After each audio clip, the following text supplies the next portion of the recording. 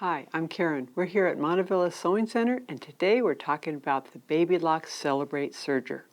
In this video, I'm going to show you how to take care of your serger. So when you take care of your machine, good idea to snip off your threads, get them out of the way. And you want to change your needles fairly frequently because they do a lot of stitching. So always make sure you use the correct kind of needles.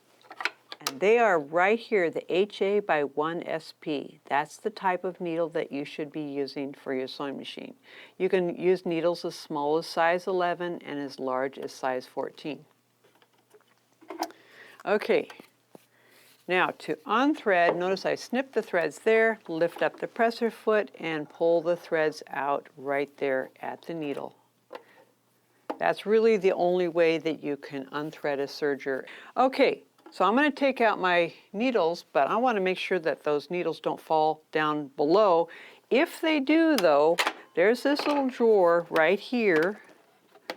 This is where the needles would probably land. So that's a good thing to know in case you drop a needle down inside there. But let's just leave that right there. Okay. But you don't even want to go there. So I'm going to just go ahead and put a piece of fabric there, loosen these. I could have also taken out my needles when I still had it threaded because that would also keep them from falling down below. So I'm going to take this, put my needles in a safe place right there. And then you can also take the foot off. Now this allows lots of access to areas where you can use your brush that's included with your machine to brush really well. You can use your vacuum cleaner to brush out lint. Roll the hand wheel. Notice I'm getting some lint out from next to the cutting mechanism. I'm going to make that cutting mechanism nice and wide so it can reach down in there. That's good.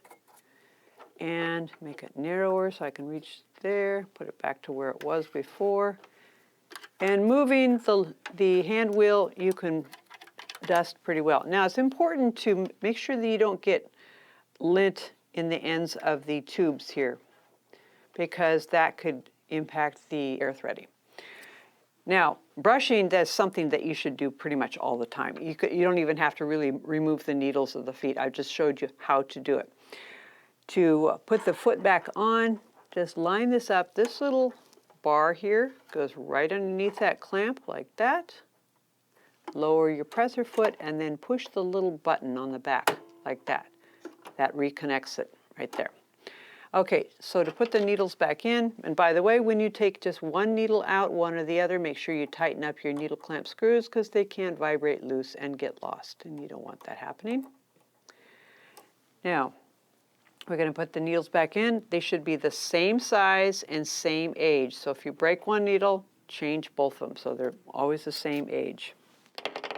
You can check them like this to see if there's any burrs at the edge, like that. Make sure it goes cleanly through the fabric.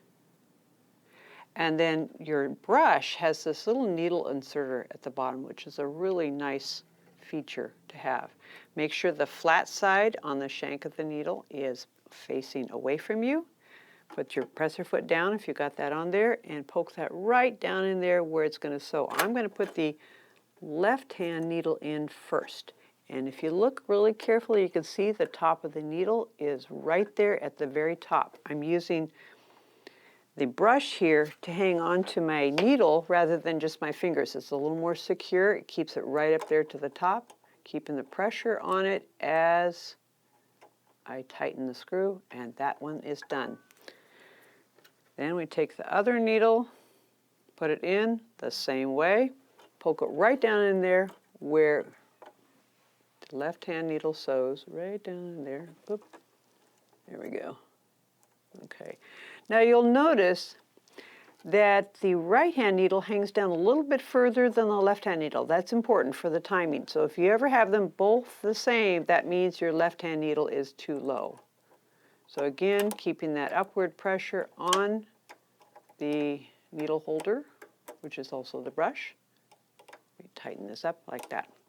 Now I do want to talk a little bit about using canned air. I would not recommend it for two reasons. First of all, it blows dust and lint further back in the machine and it doesn't take it out. But the worst thing that I've had happen is if you spray it long enough, it's going to spray frost on whatever you're spraying. So just avoid using canned air. It's better to use your vacuum cleaner if you need to get lint out of there. But your brush is just fine.